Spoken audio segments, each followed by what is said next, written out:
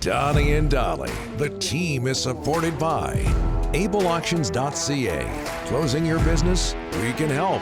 And King of Floors, your vinyl, laminate, and engineered flooring superstore.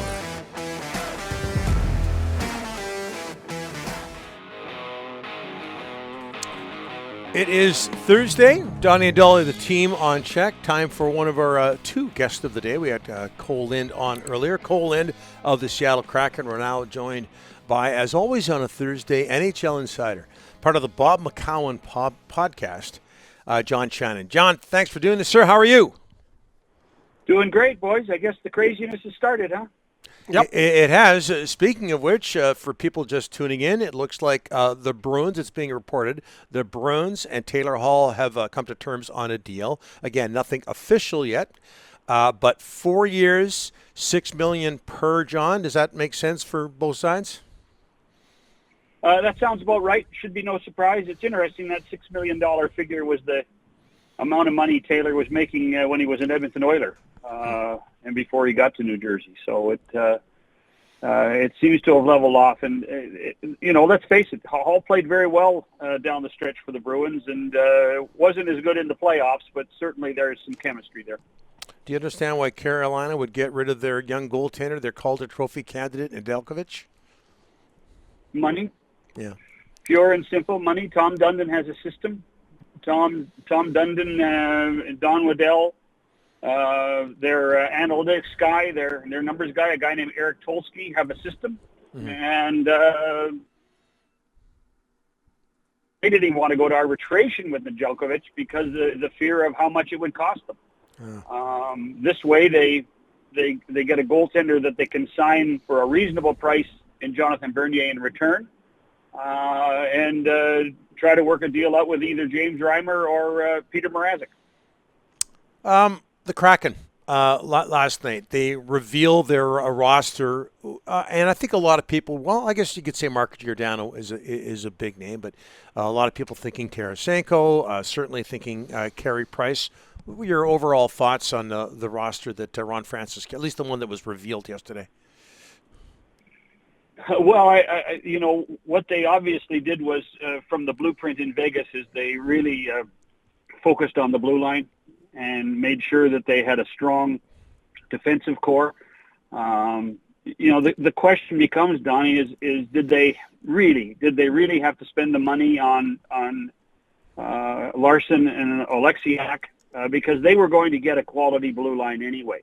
But signing these guys and making them the focal point, plus the acquisition of Giordano, makes them pretty good in that Pacific Division when it comes to playing defense. I still don't think they're done in goal.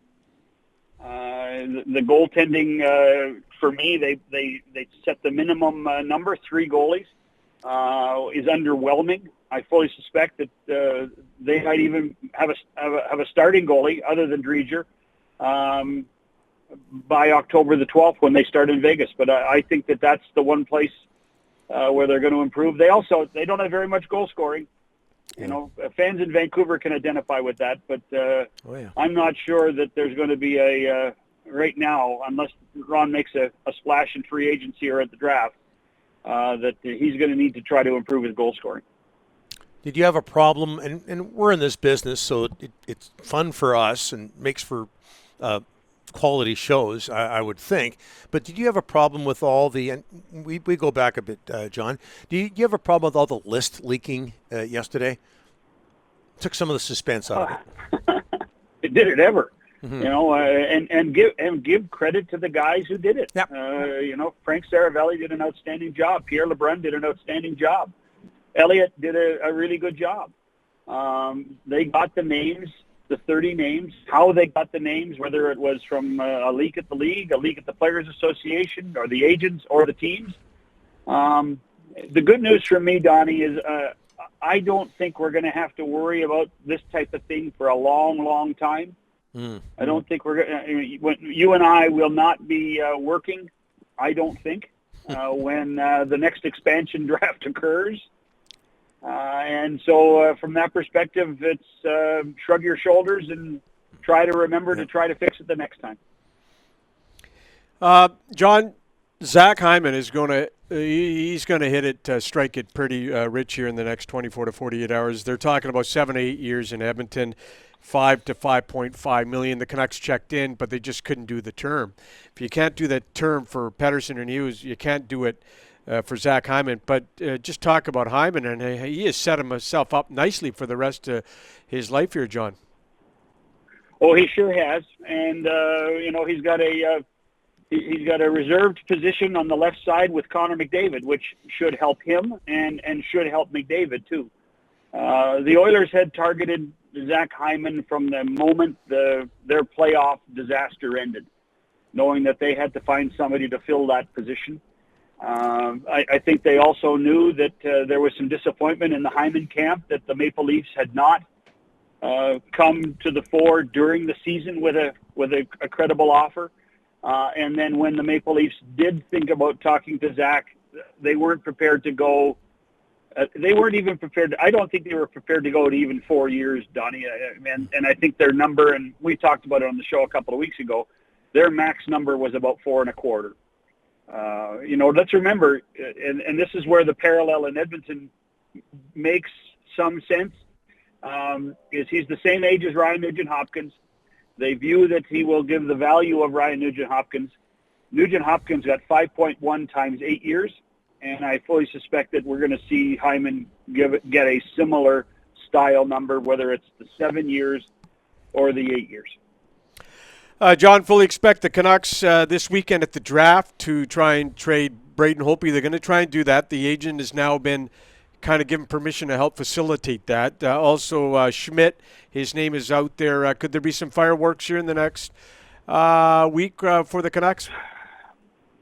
Fireworks? I mean, I don't know if you call getting rid of Braden Holtby's contract fireworks. I still think there's a chance that he ends up in Seattle, just because of having a short-term veteran guy. That makes sense to me, and whether that means the Canucks do carry part of the contract now, and I know that they're not really bullish on that. And then I think Braden's the obvious one. I'm still shocked at the Nate Schmidt one. And that to me, maybe there's something I don't understand or I don't know. But to me, Nate Schmidt is such a valuable commodity. Look what he did in Washington the last year in Washington. Look what he did in Vegas for the 4 years that he was there, the 3 years he was there, rather.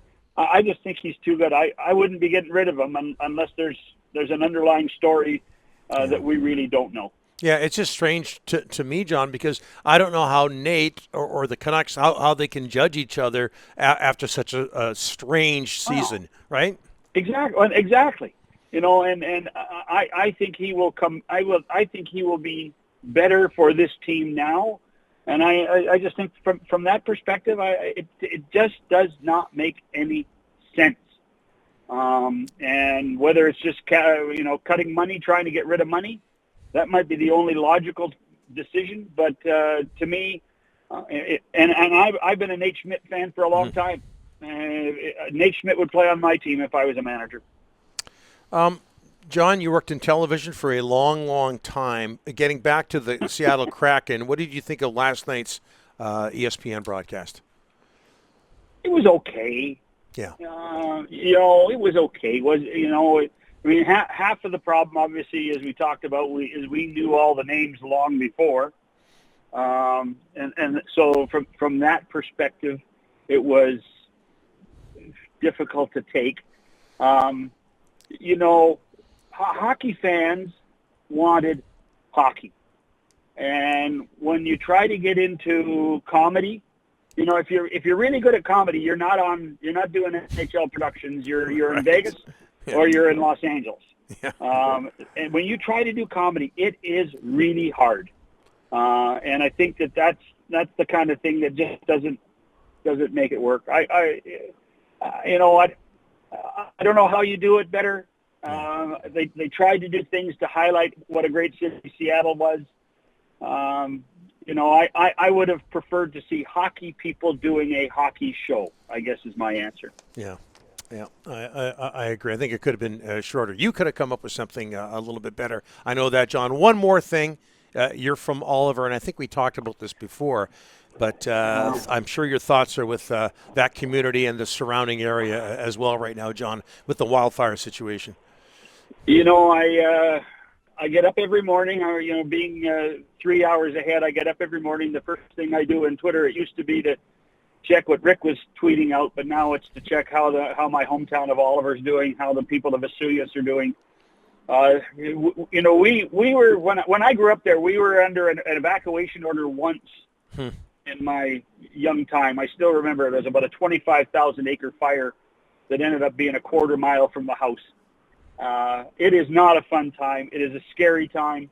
It is such a great place to have grown up and lived. I just pray that everybody's safe. Thanks for this, John. We'll talk to you next week. Yes, sir.